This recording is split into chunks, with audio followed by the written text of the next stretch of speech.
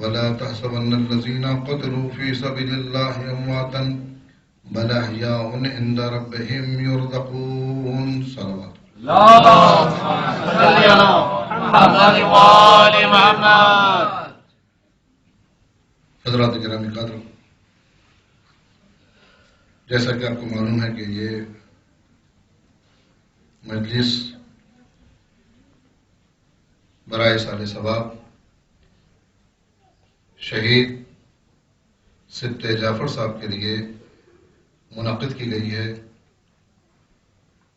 اور دوسرے ملت جعفریہ کے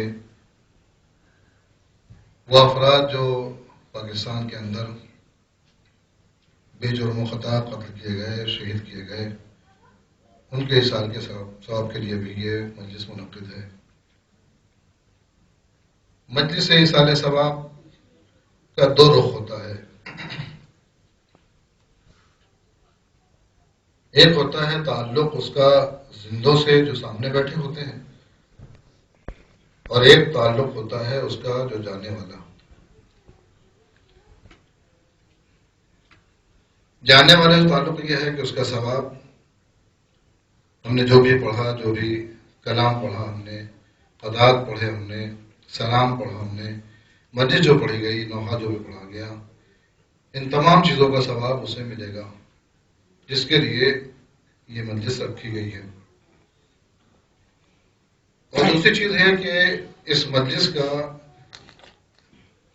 تعلق ہم سے بھی ہے، یعنی یہ مجلس ایک طرفہ نہیں ہے، مجلس ایصال ثواب بھی ہے، اور اسے مجلس زنگ بیدار باش بھی کہتے ہیں. یعنی کوئی گیا ہے کچھ کر کے، اسے حوصلہ دے کر کے ہمیں کچھ کرنا ہے، جو کہ جانا ہمیں بھی اسی صورت میں ہے جیسے وہ گیا ہے. یعنی موت کے گھاٹ ہر ایک کو اترنا ہے، لیکن عقل مندی اور ہوش مندی یہ ہے کہ اچھی موت حاصل ہو. اور میرے خیال سے کائنات میں جتنا بہترین چانس اچھی موت کا ہمارے پاس پایا جاتا ہے، دنیا میں کسی کے پاس نہیں پایا جاتا. ہم تو گھر میں اگر چارپائی پر بھی، اگر بیڈ پر بھی مر جائیں تو ہمیں شہید کہا جاتا ہے پیغمبر کی زبان میں.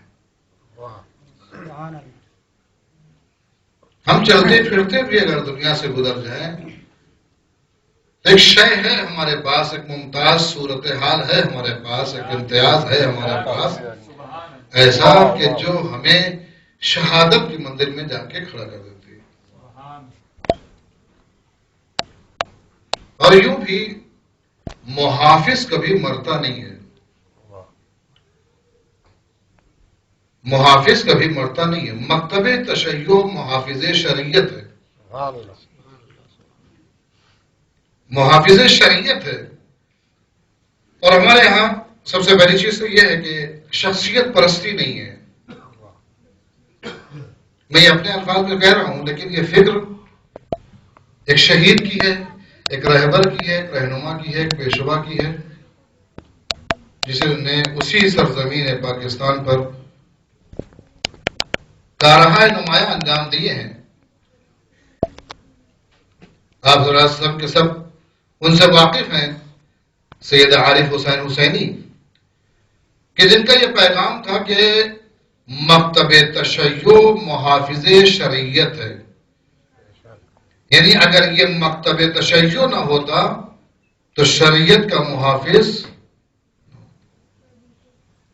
اس کے بعد انہوں نے کہا کہ ہمارے درمیان میں اکثر یہ ہوتا ہے، اب چونکہ مثال انہوں نے وہیں کی دی تھی لہٰذا میں ان کی بھی بات قول کو نقل کر رہا ہوں کہ سید عارف حسین حسینی صاحب نے جو فکر دی ہے، آپ دیکھیں شہید کا مرتبہ کیا ہوتا ہے اور شہید باتیں کیسی کرتا ہے، خاص طور سے اگر وہ شہید عالم ہے، اسکالر ہے، پڑھا لکھا ہے، ایجوکیٹڈ ہے، تو اس کے بعد کے اندر رہنمائی کے مادے کتنے پائے جاتے ہیں.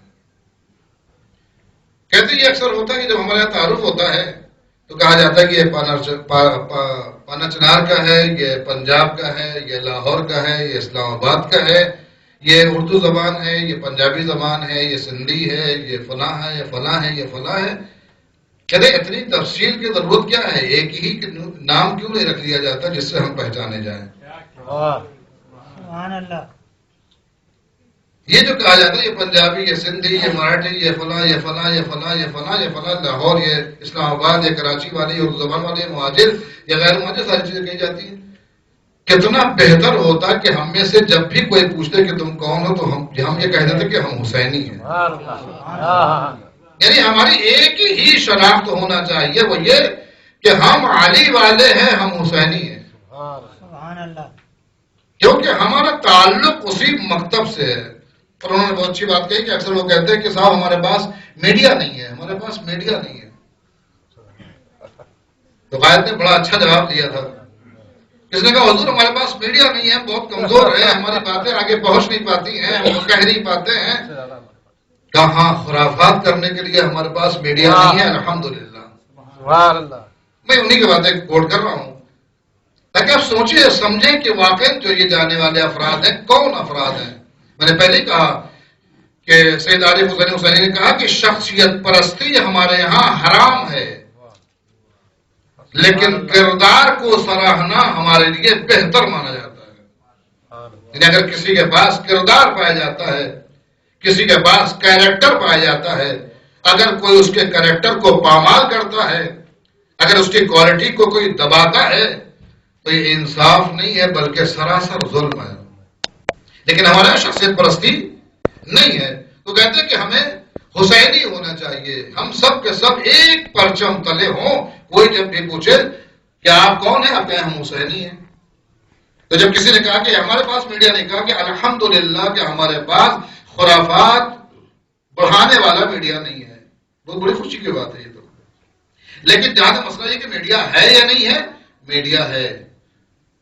ہمارے پاس میڈیا ہے اور وہ میڈیا یہ ہے منبر حسین.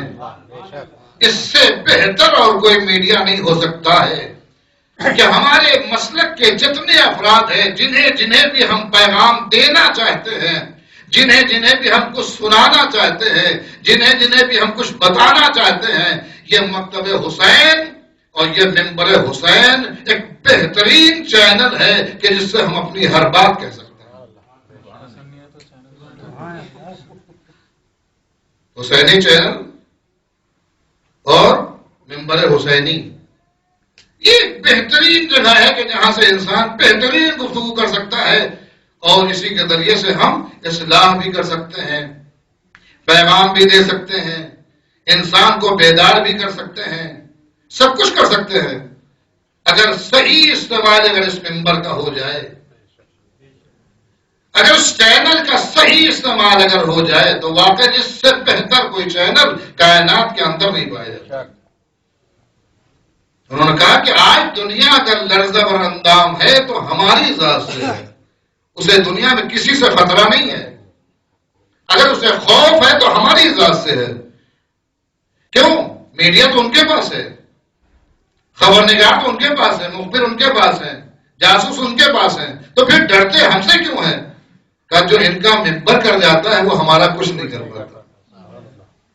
یعنی ہمارے جتنے سورسز ہیں وہ ہمارے وہ کام نہیں کر پاتے ہیں. تو انہوں نے کہا کہ ہمارا یہ بہترین چینل ہے جسے حسینی چینل کہا جاتا ہے، بہترین مکتب ہے کہ جسے مکتب حسینی کہا جاتا ہے، اور یہ بہترین منبر ہے کہ جو ہمیں تحفے کے طور پر پیغمبر نے روز غدیر ولایت کے ساتھ دیا تھا.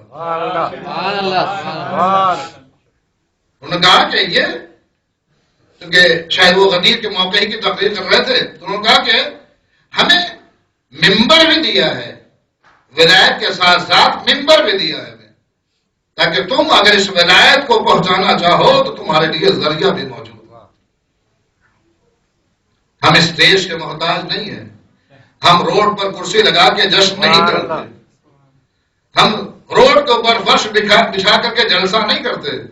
ہمارے پاس مکتب حسینی موجود ہے، ہمارے پاس درس حسینی کے لیے پہنچانے کے لیے بہترین مقام موجود ہے. بس شرط یہ ہے کہ اس کا صحیح استعمال ہونا چاہیے. اور شہید عارف حسین حسینی صاحب نے جو تربیت کی ہے، جو کام کیا ہے، اس چیز کو اگر آپ غور سے دیکھیں تو میں نے بہت زیادہ ان کے سلسلے میں معلومات کی اور جو ہے مطالعہ بھی کیا، تو اس بات کا اندازہ ہوا کہ انہوں نے یہ بتایا کہ ہماری قوم کے افراد کو بیدار ہونا چاہیے. مردہ قوم کا نام شیعت نہیں ہے. مردہ قوم کا نام شیعت نہیں ہے. جو حرکت میں ہو، جو بیدار ہو، جو حالت خواب میں بھی اپنے فریضے کو فراموش نہ کرتی ہو، اسے کہتے ہیں تشیع. وہ کیسے شیعہ ہو سکتا ہے جو سارے مسائل کو سمجھتا ہو لیکن اپنے مسائل کو نہ سمجھتا ہو؟ مردہ ہے وہ قوم. جبکہ قرآن کیا کہہ رہا ہے؟ وَلَا تَحْسَبَنَّ الَّذِينَ قُتِلُوا فِي سَبِيلِ اللَّهِ أَمْوَاتًا. میں گارنٹی لیتا ہوں، میں ضمانت لیتا ہوں کہ جو اللہ کی راہ میں قتل ہو جاتا ہے، مر جاتا ہے، وہ مردہ نہیں کہا جا سکتا. تو جب اللہ ہمارے مرنے کے بعد ہمیں مردہ کہلوانا پسند نہیں کرتا ہے، تو پھر زندگی میں اگر ہم مردگی کا اظہار اگر کرتے ہیں تو پھر مولا کائنات کے قول کے مطابق کہ یہ چلتی پھرتی لاشیں ہیں، انسان نہیں ہے. ہمارے پاس رہنما ہیں، ہمارے پاس رہبر ہیں، ہمارے پاس پیشوا ہیں. یہ شہداء جو جا رہے ہیں، جانے والے واقعی کسی مقام پر جا رہے ہیں، کسی منزل پر جا رہے ہیں، بہترین سفر پر جا رہے ہیں اور کچھ درس دے کر کے جا رہے ہیں. رونا ہمیں صرف اسی لیے آتا ہے کہ ہمارے درمیان میں تھے، اب جا رہے ہیں، لیکن اس سے بہتر کوئی زندگی ہو بھی نہیں سکتی. بڑی اچھی بات کہی کھڑے کھڑے. کچھ افراد بیٹھے ہوئے تھے، کھڑے ہوئے تھے، یہ کہا کہ جو ہے اگر وہ زندہ بھی رہتے تو کتنا رہتے؟ 10-20 سال زندہ رہتے، 15 سال رہتے، 12 سال 13 سال زندہ رہتے. لیکن یہ چیز پا کر کے تو وہ ہمیشہ زندہ ہو گئے. کتنی اچھی فکر دیا ہے کہ اگر وہ زندہ یوں ہی کر رہے تھے تو کیسے زندہ رہتے؟ 10 سال 12 سال 13 سال زندہ رہتے، اور کیا رہتے؟ میرے خیال سے 53 یا 55 کی ایج تھی جیسا کہ مجھے علم ہوا ہے. تو آپ کتنا زندہ رہتے وہ؟ لیکن یہ تو انہوں نے بقا کی ضمانت لے کر کے دنیا سفر کیا ہے. یہ اہل بیت کی محبت کا اثر ہے. یہ پہلا تحفہ ہے جو اہل بیت نے ان کو اپنی مدح و ثنا کا اس دنیا کے آپ کو معلوم ہے شاعر کی اہمیت کیا ہے کہ امام علی رضی اللہ علیہ السلام زمین پر بیٹھتے ہیں، فرش پر بیٹھتے ہیں اور شاعر کو کرسی پر بیٹھاتے ہیں، اور جو معذرت کرتا ہے تو کہتا نہیں تمہارا مقام ہے یہ، تم یہاں سے مدح و ثنا کرو ہماری. یہ ہے شاعر کی اہمیت. شاعر جب ایک شعر لکھتا ہے تو جنت میں گھر بنتا ہے، جنت میں گھر بنتا ہے. تو یہ مقام ہے پہچاننے کا کہ واقعی شہید اس میں شہادت کے مکتب کا نام ہے، شہادت پیغام دینے کا نام ہے. صفت جعفر صاحب اس دنیا سے گئے، ہمیں ضرور اس بات کا غم ہے. میں نے کل کی پرسوں کے مجلس میں کہا تھا کہ شہادت کے 2 رخ ہوتے ہیں، مثبت ہوتا ہے کہ منفی ہوتا ہے. منفی پہلو یہ ہے کہ وہ ہمارے درمیان نہ رہے، ہم ان کی ابشاری سے محروم رہ جائیں گے، ہم ان کی آواز نہ سن پائیں گے، ہم ان کے کلام کو ہم دوبارہ نہ سن پائیں گے، وہ ہماری بس میں نہ رہے گی. اس بات کا ہمیں غم بہرحال رہے گا، یہ قلق رہے گا ہمیشہ. لیکن خوشی اس بات کی ہے کہ وہ ایسے مقام پر گئے ہیں کہ جہاں ہمیں جانے کے لیے تمنا کرنا چاہیے، جہاں پر ہمیں جانے کے لیے تمنا کرنا چاہیے. اور اس کے بعد واقعی پھر وہ جملہ یاد آ گیا مجھے رہنما اور پیشوا کا، سید عارف حسین حسینی صاحب کا، کہ وہ کہتے ہیں کہ تم اتنا خالی مجھے بتا دو کہ تم ذلت کی زندگی چاہتے ہو یا عزت کی زندگی چاہتے ہو؟ کون زندگی چاہتے ہو؟ اگر عزت کی زندگی چاہتے ہو، اگر تم عزت کی زندگی چاہتے ہو، تمہیں مکتب تشیع سے بھرپور طریقے سے وابستہ ہونا پڑے گا. کیونکہ یہاں بتایا جاتا ہے کہ ذلت سے کیسے دور ہو جائے. امام حسین اسلام نے کہا حیحات من الذلہ، دور ہے ہم سے ذلت. ذلت ہمارے قریب نہیں آ سکتی، اس کی مجال نہیں کہ ہمارے قریب آ سکے. تو یہ مکتب تشیع ہے، یہ مکتب امام حسین علیہ السلام ہے کہ جو مار کر کے بھی زندگی کا درس دیتا ہے.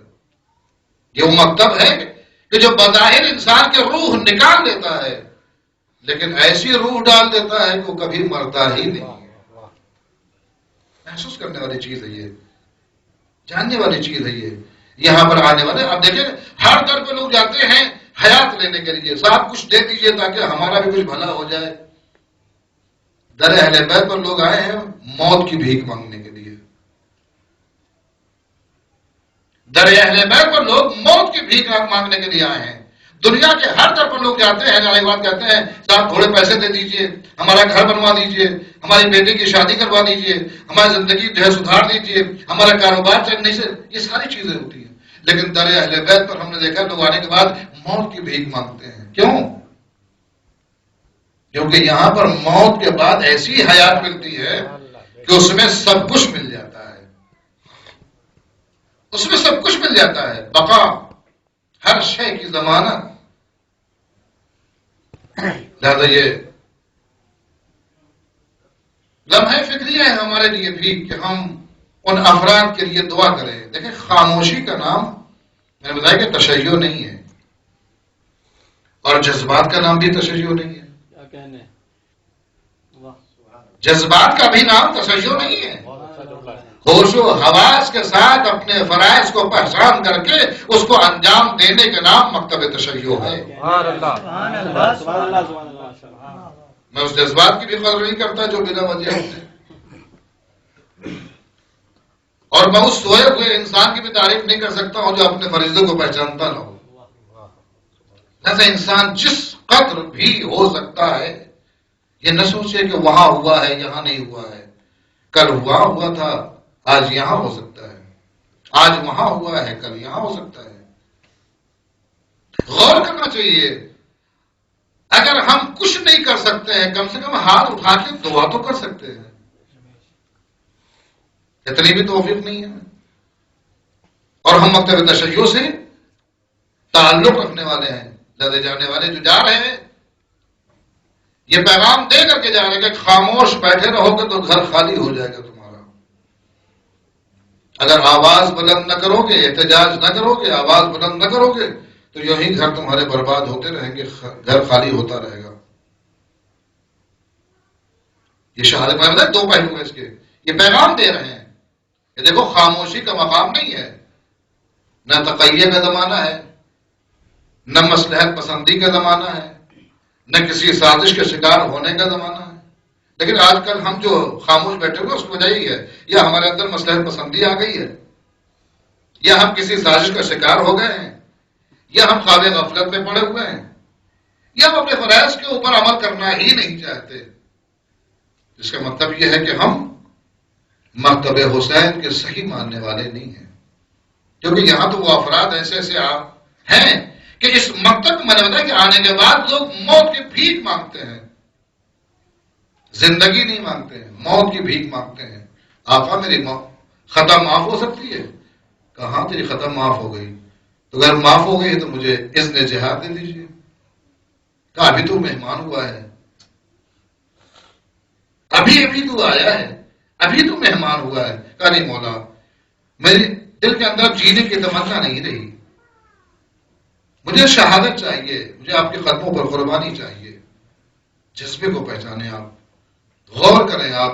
یہی کائنات کے اندر ایک ایسا مسلک ہے کہ جو دوسروں کو بیدار کرنے والا ہے. اگر خود یہی اگر سو گیا تو پھر کیا ہوگا؟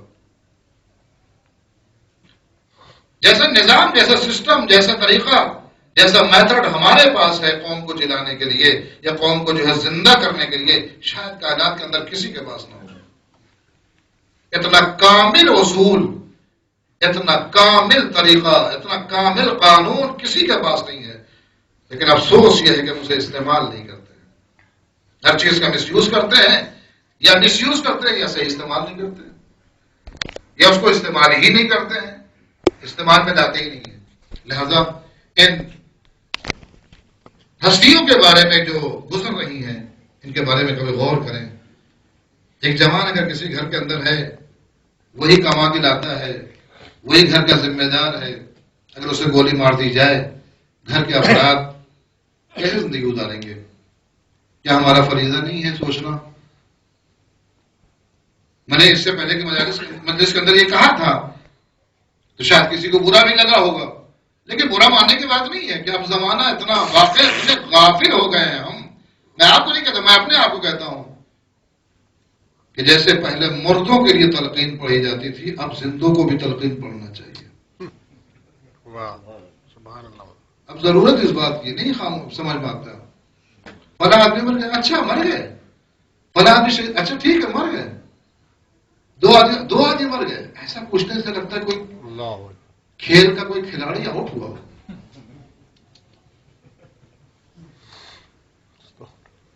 پیشانی پہ بل نہیں آتے، سر میں جوئی نہیں رہتی ہے. فلاں جگہ مسئلہ ہے، وہ فلاں جگہ کا مسئلہ ہے. کیا معلوم کون تھے؟ اس طرح سے باتیں کر کے اپنے دامن کو جھاڑ لیتے ہیں. خدا گواہ ہے کہ آپ ہمارے سامنے بہانے بنا سکتے ہیں، سیدہ نے اگر پوچھ لیا تو کیا جواب دیں گے آپ؟ امام زمانہ نے اگر سوال کر لیا تو کیا جواب دیں گے آپ؟ ایسے ہی خاموش بیٹھے رہیں گے یا بہانے بنائیں گے؟